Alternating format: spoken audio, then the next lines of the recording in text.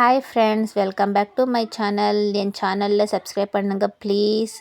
என் சேனலில் பார்க்குறவங்க சப்ஸ்கிரைப் பண்ண மாட்டேங்கிறீங்க. நான் புதுசாக இந்த சேனலில் பண்ணியிருக்கேன், நாகு தமிழாகுன்னு. இந்த சேனலில் சப்ஸ்கிரைப் பண்ணுங்கள். இப்போ வாங்க, இந்த பாவக்காய் பொரியல் செய்ய போகிறேன். எப்படி செய்கிறதுன்னு பார்க்கலாம் வாங்க. இது பாவக்காவை வந்து நல்லா கழுவிட்டு நெருக்கி சின்ன சின்னதாக நெருக்கி வச்சுக்கணுங்க. இதுக்கு வந்து தேவையானது ஆனியன், தக்காளி, தேங்காய், கருவேப்பிலை, கொத்தமல்லி இது வேணுங்க. அப்புறமா வந்து இதுக்கு வந்து ஒரு பாத்திரத்தில் ஒரு கடாய், இதில் வந்து கடுகு போட்டுக்கணும், உளுத்தம் பருப்பு போட்டு கடலை பருப்பு போடணுங்க. இது வந்து நல்லா ஃப்ரை விடணுங்க. ஃப்ரை ஆகிட்டதுக்கப்புறமா இதுக்கு வந்து ஆனியன் போடணும். இந்த ரெசிப்பியை நீங்களும் ட்ரை பண்ணி பாருங்கள் வீட்டில்.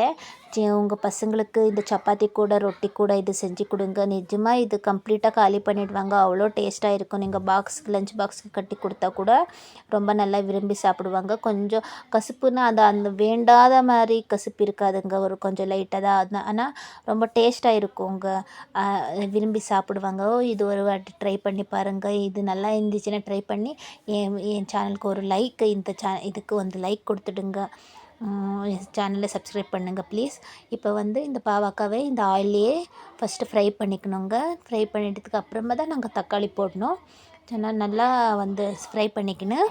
தேங்காய் துருவல் போட்டுக்கணும், அப்போ தான் கொஞ்சம் கசப்பு தெரியாமல் இருக்கும். இதுக்கு நான் லாஸ்ட்டில் ஆட் பண்ணுற பாருங்கள். நீங்களும் லாஸ்ட் வரைக்கும் இந்த வீடியோ பாருங்கள்.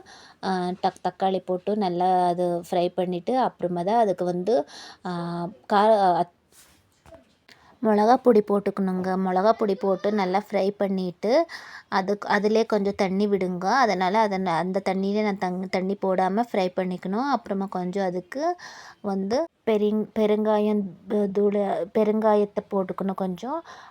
அது ஃப்ரை ஆகி தண்ணியெல்லாம் அது வந்து வத்து போனதுக்கப்புறம் தான் நாங்கள் கொஞ்சம் தண்ணி விட்டுக்கணுங்க. தண்ணி விட்டு நல்லா ஃப்ரை பண்ணிவிட்டு அப்புறமா தேங்காய் துருவல் போடணும். கொஞ்சம் அதிகமாக தான் போடுறேன் நான், ஏன்னா அந்த கசப்பு தன்மையை தெரியக்கூடாதுன்னு கொஞ்சம் தேங்காய் துருவல் அப்புறமா வெல்லம் போட்டால் தான் நல்லா இருக்குங்க.